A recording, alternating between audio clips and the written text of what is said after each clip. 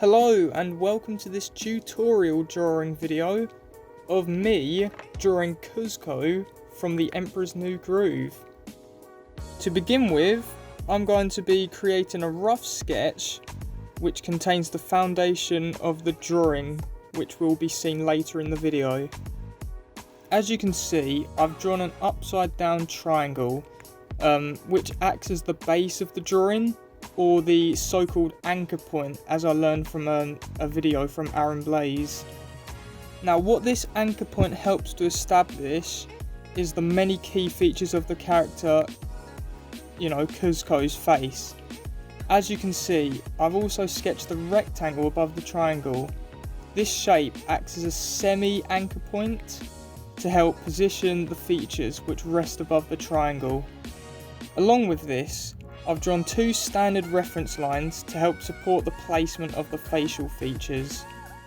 I start with the nose for personal preference, as it's located roughly in the centre of the face.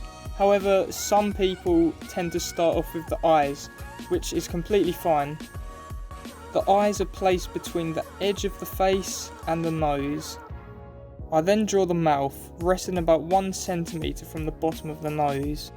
In the Disney style, the teeth tend to follow a curved arc rather than a straight line. I finish the sketch by placing raised eyebrows which follow a cheerful expression, as well as pointed ears which sit between the mouth line and the centre of the pupil. Here is the equipment that I'll be using to sketch Kuzco. A mechanical pencil, which can easily be substituted with a standard HB pencil, a pen or other inking tool, a sharpener and an eraser. As you can see on the top left is the screen that I'm using to act as reference footage.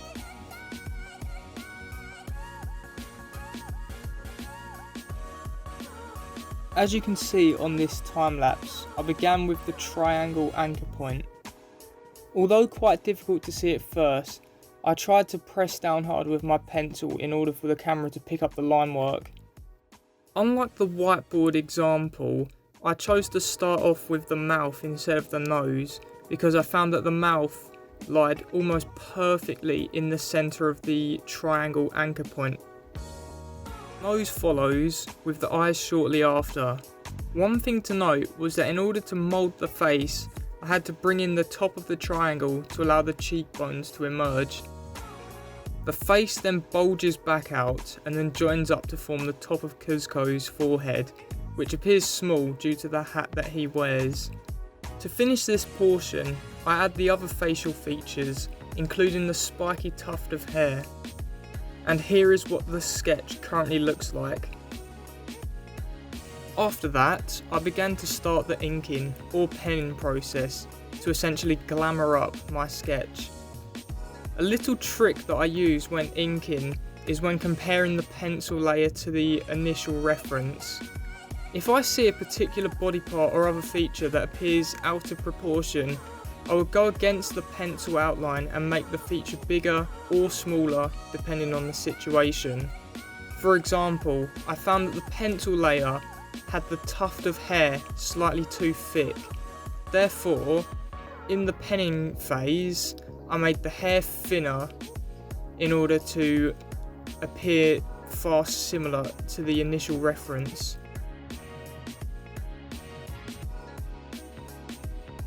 You may have noticed that towards the top of the eyes, the line work becomes much thicker, and this is how Disney tends to style their characters' eyebrows.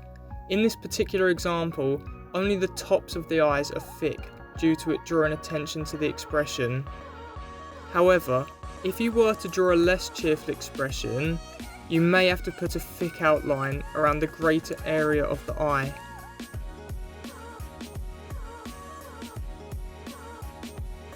After waiting for the pen to set, I began to erase the pencil outlines as they are no longer necessary. And lastly, it's time to colour the pupils, mouth, eyebrows and hair. Whilst in this example, I'll only be finalising the sketch in black and white. You're free to continue and experiment with pens, pencils, watercolour, etc.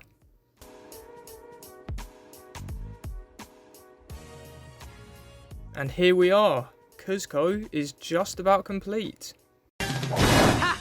Boom, baby!